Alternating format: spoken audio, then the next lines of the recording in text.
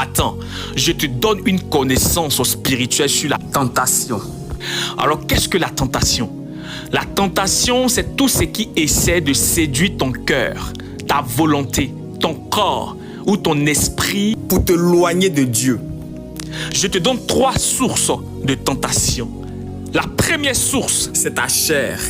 Chacun est tenté quand il est attiré et amorcé par sa propre convoitise. C'est le désir intérieur incontrôlé qui se manifeste par la vue ou l'envie. Et c'est ça qui te plonge dans le sexe, le pouvoir, l'argent, la vengeance et la jalousie. La deuxième source, c'est le monde, c'est-à-dire la culture et le système humain sans Dieu. La Bible nous recommande de ne point aimer le monde, car tout ce qui est dans le monde n'est que vanité. Le monde a ses principes et ses lois, et Dieu a ses prescriptions et ses ordonnances.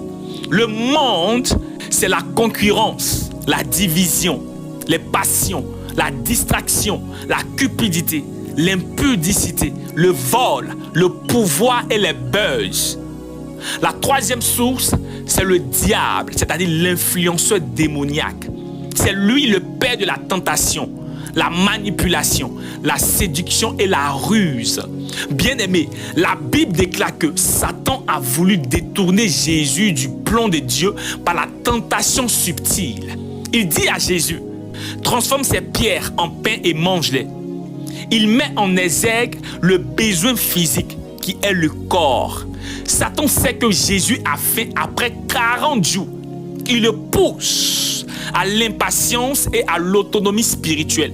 Mais Jésus va lui dire, l'homme ne vivra pas seulement de pain, mais de toute parole qui sort de la bouche de Dieu.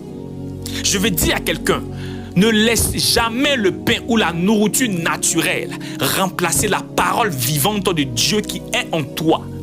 Deuxième tentation, il dit à Jésus, jette-toi en bas, car il est écrit, il ordonnera à ses anges de te garder dans toutes ses voies. Ils te porteront sur les mains de peur que ton pied ne heurte contre une pierre. Ici, Satan utilise la Bible pour manipuler Jésus. Mais attention, ce n'est pas la foi, c'est la provocation spirituelle. Ce n'est pas l'obéissance, c'est l'orgueil caché derrière un verset. Mais Jésus va répondre en disant, tu ne tenteras point le Seigneur ton Dieu. Jésus nous enseigne ici le discernement, car tout ce qui est biblique n'est pas forcément divin. C'est la soumission à Dieu seul qui marque la différence. Troisième tentation, il va dire à Jésus, je te donnerai tous les royaumes de la terre à condition que tu te prosternes devant moi et m'adores. Il est très important de comprendre que le diable propose ici la couronne sans la croix, c'est-à-dire une gloire sans souffrance ni sacrifice. Je veux dire encore à quelqu'un que le diable te montre ce qu'il peut t'offrir, mais il cache le prix à payer. Or, le salaire du péché, c'est la mort. Mais Jésus lui dira encore, retire-toi Satan, car il est écrit, tu adoreras le Seigneur ton Dieu et tu le serviras lui seul.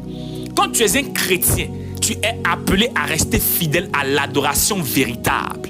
Même si c'est plus lent, plus difficile, rejeter les raccourcis diaboliques qui séduisent l'âme, mais qui tuent l'esprit. Bien-aimé, la clé de la victoire de Jésus est qu'il répondait toujours par « il est écrit ». Pourquoi? Parce que la parole est l'épée pour vaincre les tentations. Il ne discute pas avec le diable, il le repousse avec autorité. Il est rempli du Saint-Esprit. Et c'est compris que la puissance d'un croyant se trouve dans le jeûne, plus la parole. Que fait la tentation? Elle séduit la chair. Elle tord la vérité pour te faire tomber. Elle fatigue ou oppresse ton mental. Elle isole. Elle pousse à agir seul, sans Dieu, sans conseil. Aucune tentation ne vous est survenue qui n'ait été humaine. Et Dieu, qui est fidèle, ne permettra pas que vous soyez tentés au-delà de votre force. De façon plus claire, si tu es victime de tentation, sache que Dieu a déjà mis les moyens à ta disposition pour les vaincre. Tu te poseras la question de savoir comment vaincre la tentation. Pour vaincre la tentation, il faut 1. Déclarer par la parole de Dieu en disant « il est écrit ». 2. Avoir une vie de prière. La Bible dit « priez afin que vous ne tombiez pas en tentation ». 3. Il faut fuir la tentation. On ne prie pas contre la tentation, on la fuit. Même la Bible déclare dans Timothée 2, 22, « fuis les passions de la jeunesse ». On ne discute pas avec la tentation, on la fuit. 4. Ayez une vie de sanctification, car un cœur pur n'attire pas les appâts de l'ennemi.